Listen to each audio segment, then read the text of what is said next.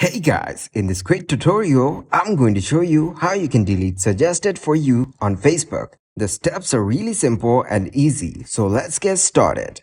First of all, you need to open up your Facebook app. From here, what you need to do is tap on Menu on the top right corner. And then scroll down to the bottom.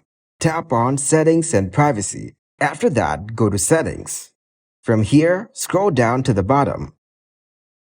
Now tap on Device Permissions. Here, you will get to see multiple options. So what you need to do is tap on Location. And here, you'll get to see a lot of information about the setting. So you can go through it if you want to. And then go to the bottom and tap on Update Settings.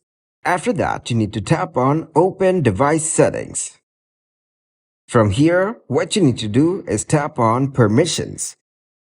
And then you will get to see that location is on allowed.